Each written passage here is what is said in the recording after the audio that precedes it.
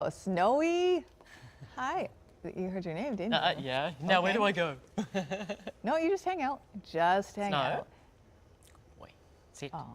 This is Snowy has two different color eyes. Sandy's very own Snowy. Yes. Sandy Yates, our dog behavior specialist, with us once again. Welcome back. Thank you. And Snowy is a working dog. He is. He is. He's classically a herding dog. He's an Australian Shepherd. Does that mean he like pays rent and? Yeah, where does he work? Wish. No, I think it means you have to put in a whole lot of work. You've got a working dog. So what kind of dog is he? And He's an Australian Shepherd, and I think he's a part Border Collie. He is a rescue, so you're never really sure with a rescue. But I pick him as a Aussie Shepherd Border Collie cross. Okay. So two very high energy, very driven sort of dogs. So we're talking today about working dogs as pets. So these are dogs that, might be out, working for a living, and you want to bring them into the home. And can they be domesticated and oh, absolutely, pet-friendly absolutely. or family friendly? I mean, they're dogs like, actually, Aussie Shepherds are a very, very popular dog, and as are Border Collies, and people love them because they're smart and they're really high energy. So even if they've been bred as a working dog and they worked on the farm as a working dog, to bring them into the house is relatively easy, but we need to do a lot of work. I was going to say, we need though, to meet their needs. dogs like that, though, do they need, okay, so if you're living downtown, would it be wise to have a dog like that? Or is it better to be in the country and have a dog? An ideal situation is in the country, on a farm, that sort of thing. You could have a dog like this downtown if you are into running, cycling, fitness. They need to move, and I think in some cases having a dog like this in an apartment forces you to get out and move. Whereas quite often you'll see people say, oh, we've got a really big backyard, but if the dog then stays in the backyard, they don't exercise themselves. Right. So they hang out in the backyard, or they just do laps, and you end up with that track around the backyard. So that's probably a worst case scenario. And it helps you to get outside as well. Well, that's right. So like I say, yeah, if you're into into a lot of exercise or hiking or biking and you live in an apartment downtown, they're perfectly fine.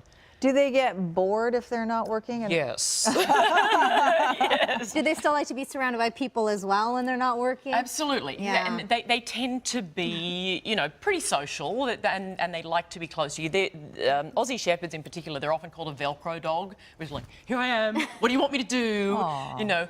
But if we don't give them their needs, they will find a job to do.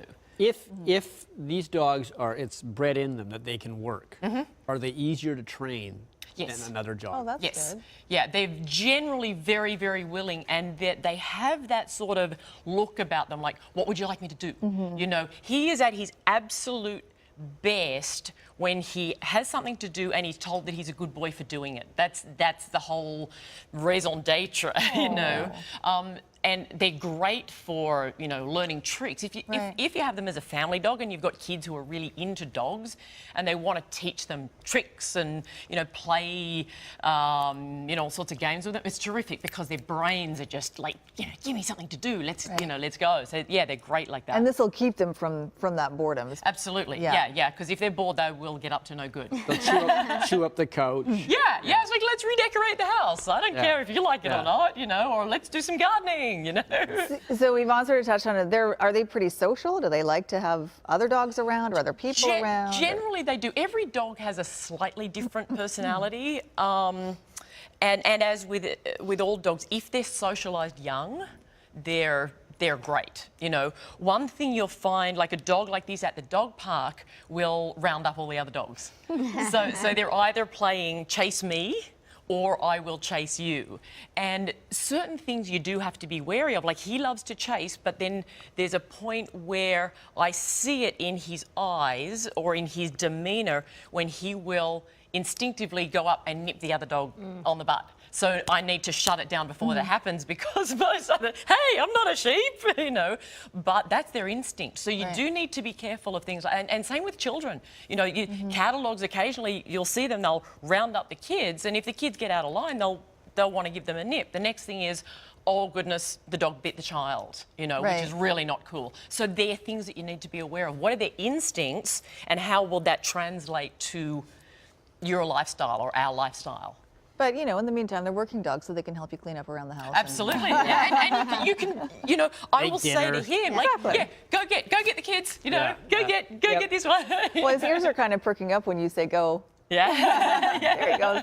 All right. Thank you so much, Sandy. That's where you can get more information from Sandy, Canine Perspective at shaw.ca. And she's on Twitter, Canine Perspective. All right. Thank you very much, Thank Snowy. you. Well done. You earned your keep He today. was pretty quiet.